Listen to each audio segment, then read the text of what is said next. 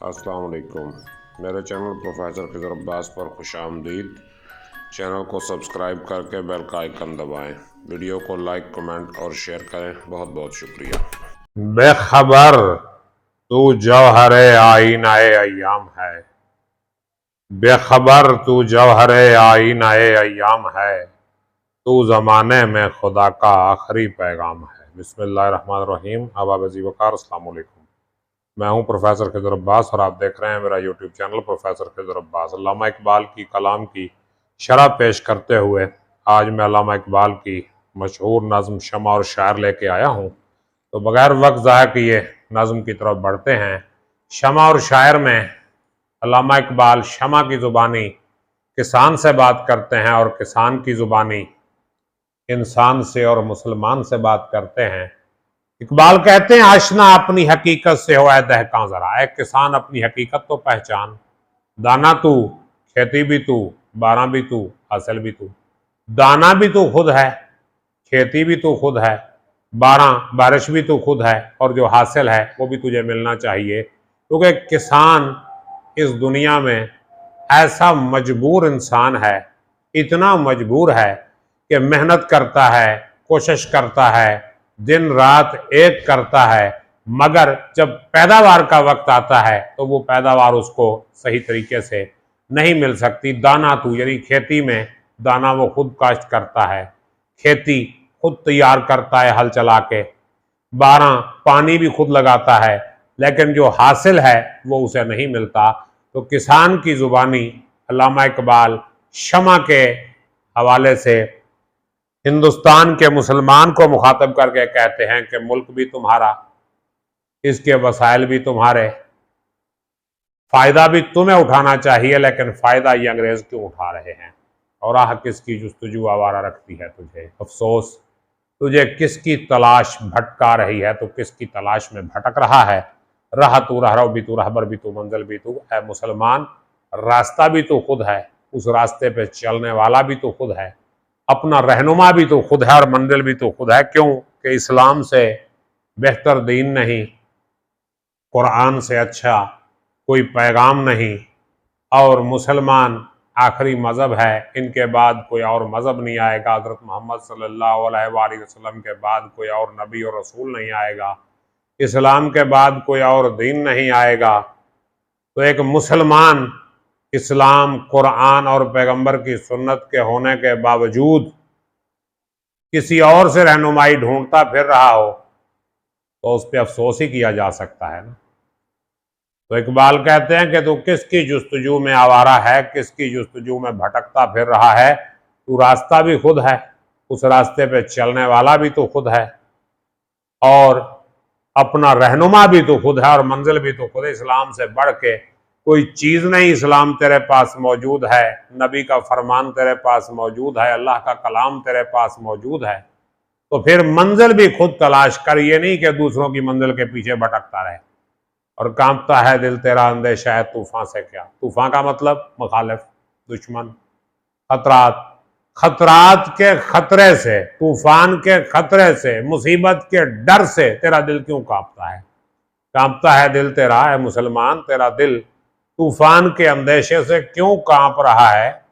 नाखुदा तू बहर तू, किश्ती भी तू, साहिल भी तू। नाखुदा किश्ती चलाने वाला भी तो खुद है, किश्ती भी खुद है, समंदर भी तू है, साहिल भी तो खुद है। मतलब यह है कि मुसलमानों के पास हर चीज मौजूद है। देखें कोई भी मुल्क है, उसको क्या चाहिए, रकबा चाहिए, आबादी चाहिए, वसाइल चाहिए, इक़्तिदार चाहिए। तो ये सब कुछ मुसलमानों के पास मौजूद है, रकबा भी मौजूद है, आबादी भी मौजूद है, वसाइल भी मौजूद है, इक़्तिदार भी मौजूद है, बेहतरीन पॉलिसियां भी मौजूद हैं, फिर भी हम उनसे फ़ायदा नहीं उठा रहे। तो अफसोस की बात है। नहीं तूफान से क्यों डरता है, मतलब यह कि दुश्मनों से डरने का क्या फ़ायदा, तू मुकाबला करेगा दुश्मनों का, दुश्मनों का मुकाबला करने के लिए आया है। हाँ, सूरत अनफाल में अल्लाह पाक फरमाते हैं अगर तुम में से 10 सब्र करने वाले होंगे तो 100 पे गालिब आएंगे, 20 होंगे तो 200 पे गालिब आएंगे। यानी इस कदर मुसलमानों के अंदर ताकत मौजूद है, अगर वो अपने ईमान और अकीदे पे मजबूत हैं तो। और देखा कर कूचा है चाके गरेबा में, कभी कूचा है चाके गरेबा दीवानों की गली में, दीवानों की गली में आके देख, क्या कैस तू, लैला भी तू, सहरा भी तू, महमल भी तू। कैस भी तो खुद है, लैला भी तो खुद है, महमल भी और सहरा भी, सारा कुछ तो खुद है। मोहब्बत करनी है, प्यार करना है तो किसी और से ना कर, अपने आप से कर। अपने आप को पहचान। इकबाल ने कहा था ना, अपने मन में डूब कर पाजा सुराग जिंदगी। तू अगर मेरा नहीं बनता न बन, अपना तो बन। अपने मन में डूब कर पाजा सुराग जिंदगी। तू अगर मेरा नहीं बनता न बन, अपना तो बन। तो क्या कहा उसने, कैस भी तो खुद है, लैला भी तो खुद है, सहरा भी तो खुद है, महमल भी तो खुद है। इसलिए परेशान होने की जरूरत नहीं, घबराने की जरूरत नहीं। अगर मोहब्बत भी करनी है तो अपने आप से करो, अपने खुदा से करो, उसके रसूल से करो, अपने दीन से करो, अपने मकसद से करो, अपने वतन से करो, और कामयाबी तुम्हारा कदम चूमेगी, तुम्हारे कदम चूमेगी। और वाह नादानी के तू मोहताज साकी हो गया, अफसोस कि तू पिलाने वाले का मोहताज हो गया। अब यहां साकी से मुराद अंग्रेज हुक्मरान है। क्या मुसलमान तो अंग्रेज हुक्मरानों का मोहताज हो गया। मैं भी तू, मीना भी तू, साकी भी तू, महफिल भी तू।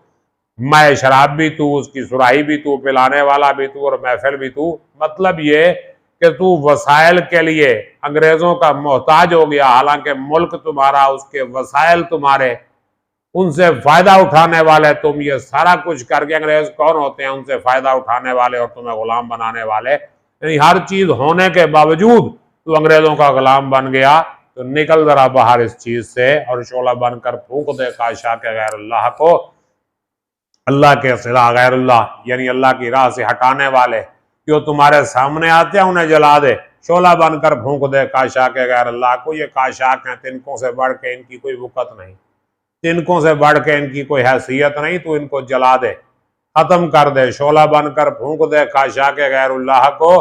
खौफे बातिल क्या कहे गारत गरे बातिल भी तू। बातिल का क्या खौफ, तू तो बातिल को मिटाने वाला है, तू तो बातिल को खत्म करने वाला है। तू बातिल से क्यों डरता है?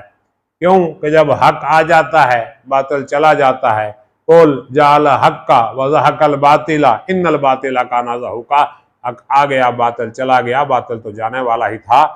तो खौफ बातिल क्या, तू बातिल को मिटाने वाला है। क्यों? अल्लाह पाक का ये वादा है कि उसने अपने दीन को इसलिए भेजा, अपने पैगंबर को इसलिए भेजा, अपने पैगंबर को हिदायत और सच्चा दीन दे के इसलिए भेजा कि उसे तमाम दीनों पे गालिब कर दे। तो फिर क्या चाहिए और? बातिल से डरने की क्या जरूरत है? हम तो बातिल को मिटाने वाले हैं। और आखिरी शेर में, इस बंद के आखिरी शेर में इकबाल कहते हैं, बेखबर तू जवार आईन अय्याम है। ऐ बेखबर मुसलमान, अगर हम अय्याम को, जमाने को आईने से तशबीह दें तो तू इसका जवर है। बेखबर तू जवर है, आईना अय्याम है। और तू जमाने में खुदा का आखिरी पैगाम है। तू इस जमाने में खुदा का आखिरी पैगाम है। इस्लाम के बाद कोई और पैगाम नहीं आना, कुरान के बाद और कोई किताब नहीं आनी, और मोहम्मद सल्लल्लाहु अलैहि वसल्लम के बाद कोई और पैगंबर नहीं आना। तो ऐ मुसलमान, तू आखिरी पैगाम है, आखिरी दीन है, आखिरी मामलात हैं। इसके बाद और कोई नई चीज नहीं आनी। तू नहीं करना है जो कुछ करना है। तो अगर हम इस जमाने को आईना समझें तो उसका जौहर तू है, और तू जमाने में खुदा का आखिरी पैगाम है, तेरे बाद और कुछ नहीं है।